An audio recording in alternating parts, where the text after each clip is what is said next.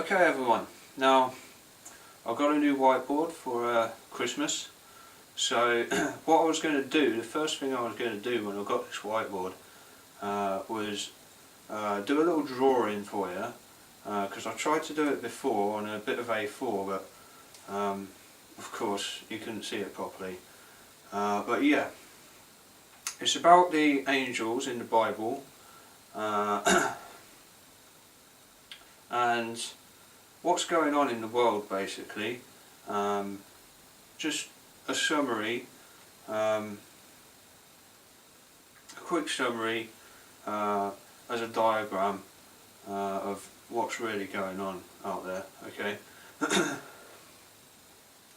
Now, we all know about the all-seeing eye used in the movie industry, the music and movie industry. But who does it represent? Now, we're told it's the Freemasons, the Illuminati, and so on. But who are they exactly? And when you read some of the banned books of the Bible, the ones that didn't make it, the ones that were, well, basically torn out of there, it becomes apparent who these guys really are, okay? They're angels. And I'm going to show you a revelation I've had of how the world works, and how God runs, how God's running the show, basically. And we'll start with the pyramid and the eye, yeah? So,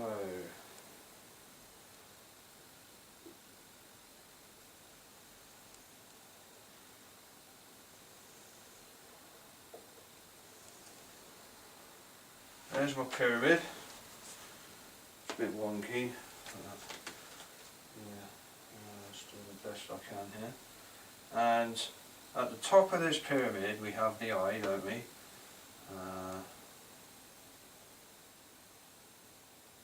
The Eye of Horus.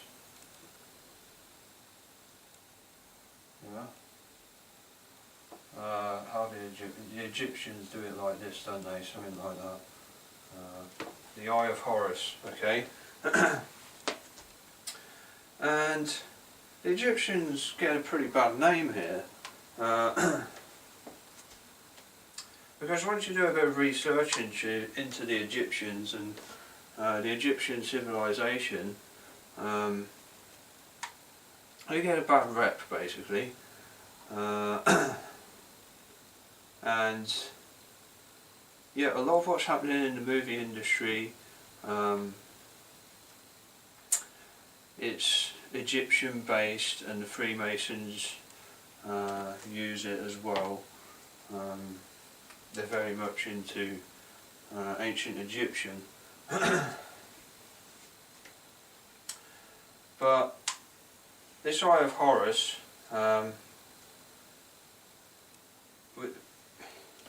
it actually represents, we have at the top of the pyramid here, Satan, yeah? Satan's at the top.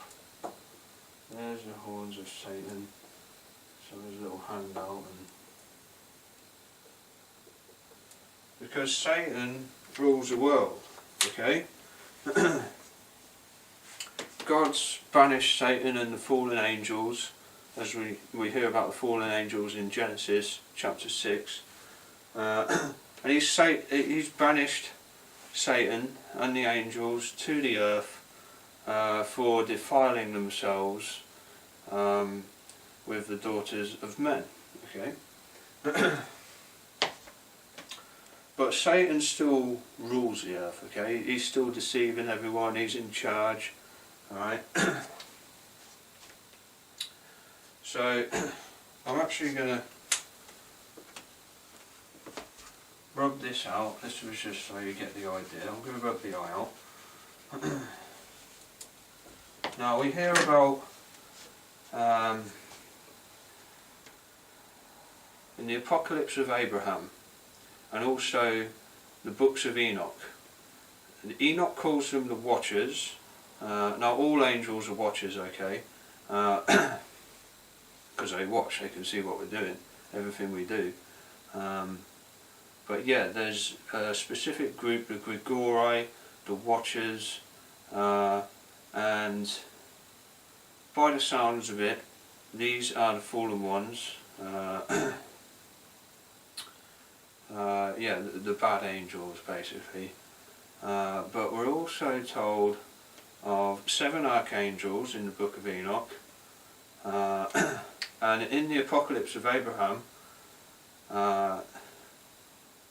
these watchers, they're referred to as the all-seeing ones. Okay, this is in there, word for word, the all-seeing ones. So, as I said, you read some of the banned books of the Bible, and suddenly it's all revealed to you what's going on in the world. So the all-seeing ones are actually angels, and we hear about 7 archangels. Okay, so let's just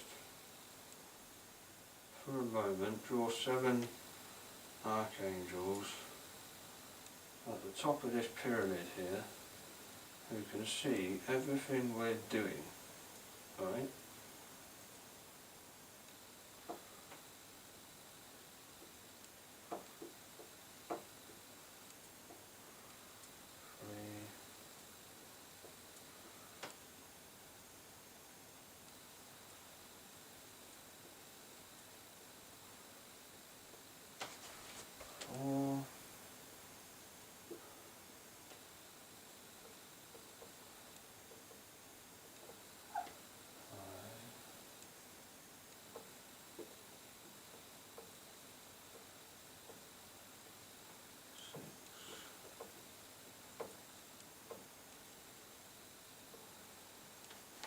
Alright, there they are, 7 archangels. And they're all named in Enoch. Raguel, Remiel, a number of other names, strange names. Uriel. And what are they doing? They're watching everything we're doing. Well, Satan's at the top of the pyramid, deceiving us, okay? But if you read the book of Job, he says, why don't you test Job? Why don't you let me have my way with him? Do whatever I like and just ruin his life, basically. And I bet you that it's like a bet. They've got a bet going on. I'll bet you that he curses you and renounces God and so on. Basically to test Job, but Job doesn't, okay? He stays true and doesn't renounce God, and yeah, he benefits from that.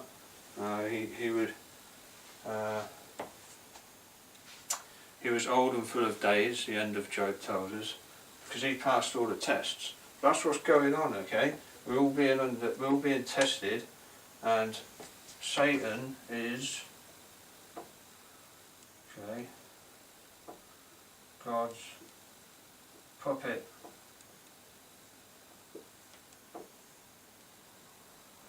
And if you don't believe this, then you don't understand God, because you can't claim that God is omnipotent, all-powerful, and not be in control of Satan, can you? You can't say Satan's running amok, he's challenging God, he's doing it. Well, God's clearly in charge, he has power over Satan, so he's letting this happen to test everyone. Satan is a puppet of God. That's God's arm sticking out here. And he's at the top of the pyramid, of course. And while he's testing everyone down here, the angels are watching us, alright? You might think, oh well, it's not fair, you know. Satan's in control of the world. Of course there's going to be problems, but there's, right at the bottom of the pyramid, okay, there's a door, and a little man,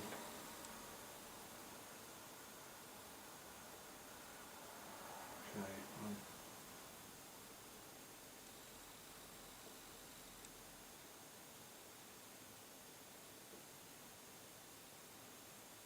riding on a donkey.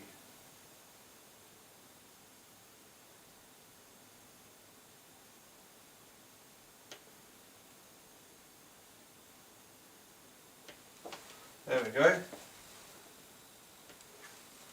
Jesus, there he is, there's the answer at the bottom of the pyramid for all of us. And, you know, everyone's failing, everyone's like, I hate the government. I hate government. Life isn't fair.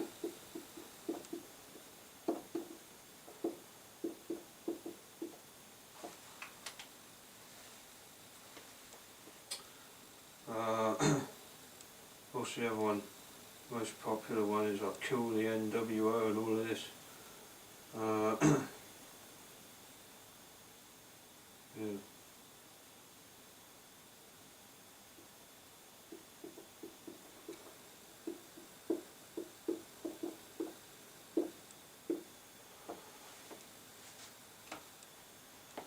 Just basically despising the government. This is in the second book of Peter. Brute beasts, Peter refers to them. Those who despise government and speak evil of dignities. These are brute beasts. Okay, natural beasts that roam the earth, that walk out seeking whom they may devour. Okay, this is a reference to Satan and nasty people basically who just shout abuse. They don't really know what they're talking about, they don't know what they're doing, and this is not good for you, it's unrighteous, it destroys the spirit, okay, and you're failing the tests, alright. All these trials that we're under, okay, the government do some pretty bad things, but shouting abuse at them is not the answer, that's a fail. The answer is this guy here, look, Jesus.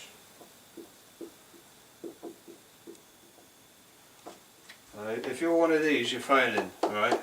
You're failing the test. God says He gives man blessings and curses, alright? And which path you choose is all up to you, it's a choice. And these guys are choosing the curses, alright? You find this guy is choosing the blessings, you're going to live a blessed life, despite what the government are doing, alright? Once you switch off the bad news, the news about what the NWO are doing, with the Illuminati, all these horrific things, they go too far.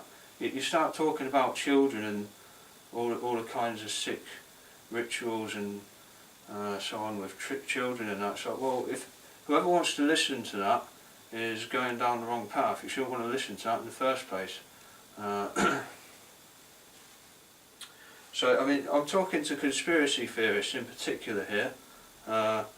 Okay, you think you've found the truth, you're on a quest for the truth, but you couldn't draw further from it, alright? Because you're engaged in the wrong thing entirely. And this is the answer He's provided for the guys right at the bottom, and you will live a blessed life if you choose this way out. This is a cop-out, okay? And there you go, that's what's going on. Now, I felt it necessary to do this video because I see a lot of conspiracy theorists who think they know better than everyone else and that they're going down the right path. And a lot of them will preach, oh, you need to find Jesus and all of this, but they haven't done so themselves, because they filled themselves with hate and anger and despair, and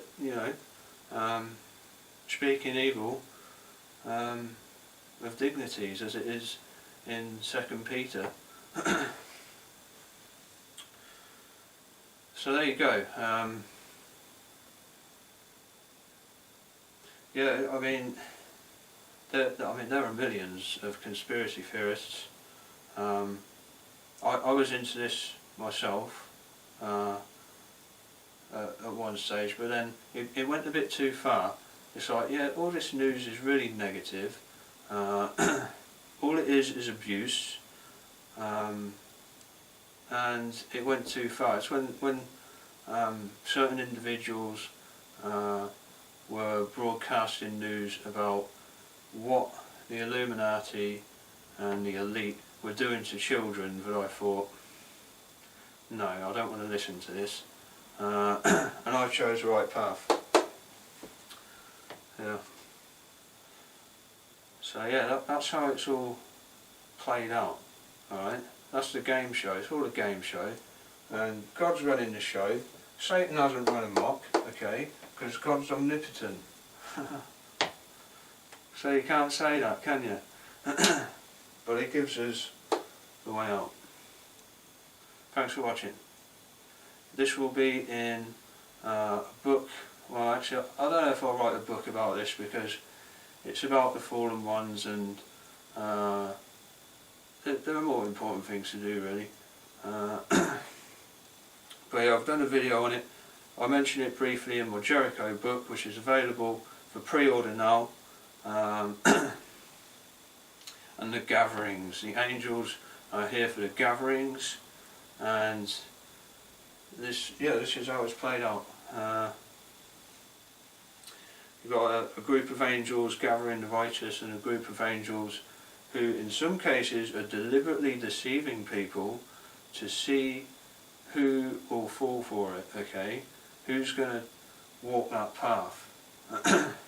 And they might seem like decent individuals, they might seem like good leaders as well, but they are deliberately deceiving you.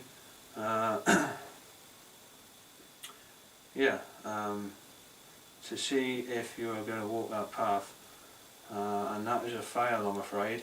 We need to be vigilant. Jesus tells us to be vigilant, especially regarding the angels sent here for the gathering, the reapers, alright? They are the reapers, they reap the harvest.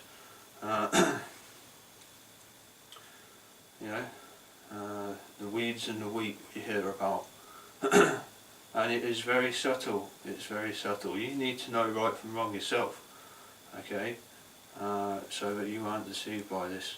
Because with enough conditioning, you can convert anyone, which is why you need to read the scriptures and understand this, that there are a group of angels out there deliberately trying to deceive us, and they're going to show up in places we least expect, right?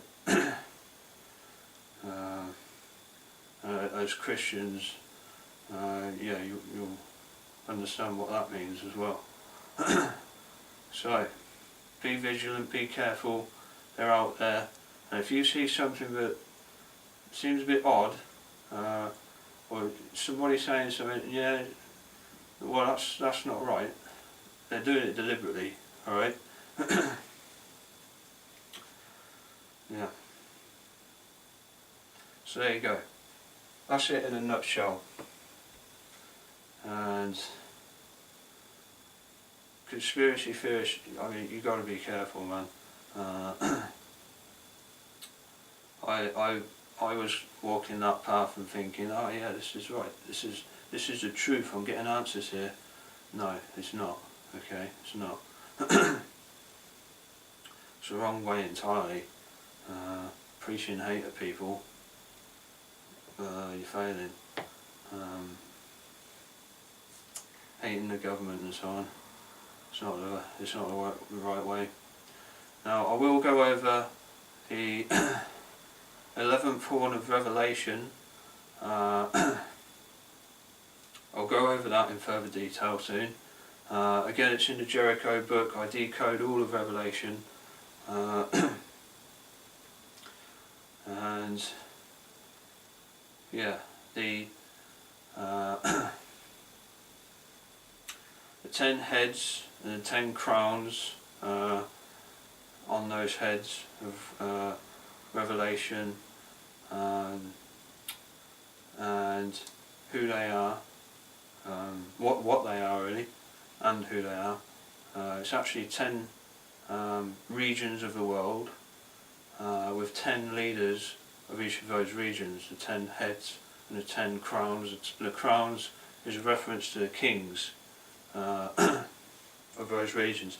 But we're told of an 11th horn, and there will be a false prophet. Daniel gives a detailed description of this false prophet, and we have a man like that parading around also. But I'll come back to this. I'll go over this in more detail in a video about Revelation Decoded.